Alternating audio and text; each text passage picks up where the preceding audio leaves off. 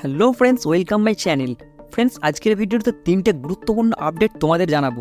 আর আজকের আপডেটে থাকবে ধোনি আগামী আইপিএল খেলবে কিনা ফ্রেন্ডস তাই নিয়ে, আর থাকবে আইপিএল কবে থেকে শুরু হবে, আর মিচেল স্টার্ক প্যাট কামিন্সরা প্রতি বল পিছু কত টাকা রোজগার করবে, সবটাই জানাবো ফ্রেন্ডস। ভিডিওটা পুরো দেখতে থাকো, আর আমাদের চ্যানেল নতুন হলে চ্যানেলটা সাবস্ক্রাইব করে দাও।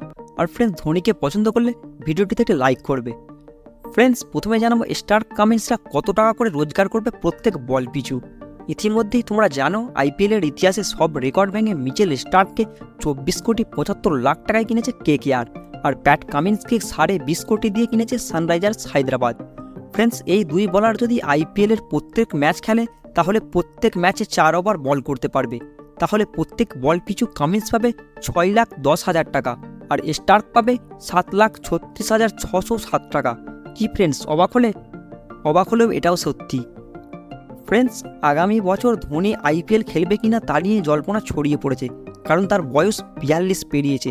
আর এই মুহূর্তে চেন্নাই সুপার কিংসের কোচ স্টিভেন ফ্লেমিংয়ের এক বক্তব্যে ধোনির আইপিএল ভবিষ্যৎ নিয়ে জল্পনা আরও বেড়ে গেছে।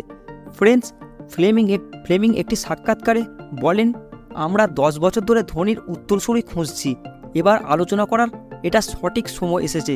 আর ফ্রেন্ডস, কোচের এই মন্তব্যের পরই ধোনিকে নিয়ে জল্পনা শুরু হয়ে গেছে। আর এই পরিস্থিতিতে অনেকেই মনে করছে আগামী বছরে সিএসকের জার্সিতে দেখা যাবে না ধোনিকে। ফ্রেন্ডস, যা প্রত্যেক ক্রিকেট ভক্তদের জন্য দুঃখের খবর। আর ফ্রেন্ডস, আগামী আইপিএল শুরু হতে পারে 22শে মার্চ থেকে, এমনটাই চিন্তাভাবনা করছে বিসিসিআই। তবে তখন লোকসভা ভোট থাকায় তারিখ চূড়ান্ত হয়নি। ফ্রেন্ডস, ভিডিওটি দেখার জন্য অসংখ্য ধন্যবাদ।